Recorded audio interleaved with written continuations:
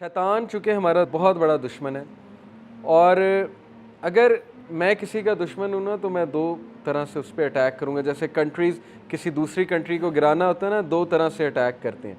मार तो सकते नहीं, ज़ाहिर है डायरेक्ट जंग तो कर नहीं सकते। एक विल पावर तोड़ते हैं, दूसरा उसकी सोर्सेज काटते हैं उस दूसरी कंट्री की, उसकी इकोनॉमिक सोर्स, उसकी पॉलिटिकल सोर्स, उसके सारे सहारे चेक करते हैं, एक एक को काटते हैं। शैतान आज हमारे साथ यही कह रहा है।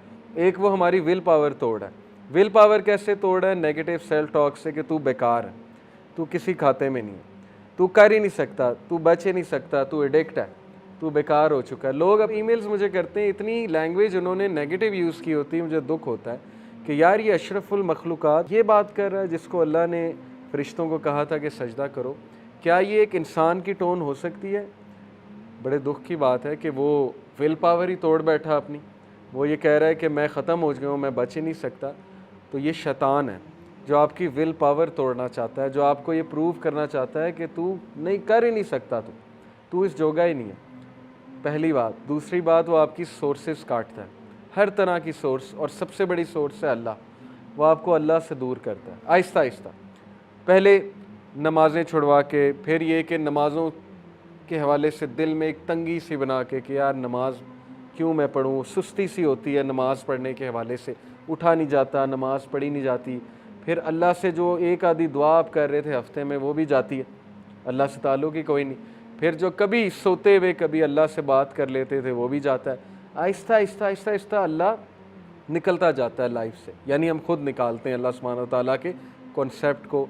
तो ये वो हमारी सोर्स तोड़ है, हमारा ताल्लुक़ तोड़ है अल्लाह से। जब उसने ये दो चीज़ें कर ली ना, आपकी विल पावर तोड़ दी और आपका अल्लाह से जो थोड़ा बहुत कांटेक्ट था वो भी तोड़ दिया, तो फिर समझें कि वो सक्सेसफुल हो गया आप। और यही बात अल्लाह ने वार्न की कि देखो वो तुम्हारा बदतरीन दुश्मन है। आज हमारी यूथ डीमोटिवेटेड क्यों है? क्योंकि उनको नाउमीदी है। उनको ये नाउमीदी है कि पता नहीं हमारे हालात चेंज होंगे कि नहीं होंगे, पता नहीं हमारी कौम कहाँ जा रही है। तो ये नाउमीदी से हमें निकलना पड़ेगा हमारी विल पावर के थ्रू। ईमान की ताकत तो बहुत ऊपर की बात है, पहले तो हम विल पावर की बात करें ना। एक बंदा चेंज नहीं होना चाहता, उसको कैसे कोई चेंज कर लेगा? एक बंदा अपने हालात को तब्दील ही नहीं करना चाहता, ये तो कुरान में है। सूरह रात में अल्लाह कहते हैं कि अल्लाह उस कौम की हालत नहीं बदलता जो खुद नहीं बदलना चाहते। उसकी हालत कैसे अल्लाह बदल देगा? डिसीजन ही नहीं ले रहा है एक बंदा चेंज होने का, वो अपनी गलतियां ही नहीं करेक्ट करना चाहता, वो सबमिट कर चुका है। वो कहता है कि मैं ही गलतियां करूंगा ही करूंगा, मैं एडिक्ट हो चुका हूँ, अब मैं नहीं बदल सकता। तो कैसे उसको अल्लाह ताला तब्दील कर दे? ये सोचने की बात है। अपनी विल पावर पे काम करें, अपने आप से पॉजिटिव सेल्फ टॉक किया करें, अपने आप को थपकी दिया करें। ओके, जब आप कोई अच्छा काम करें अपने आप को अच्छा ट्रीट किया करें।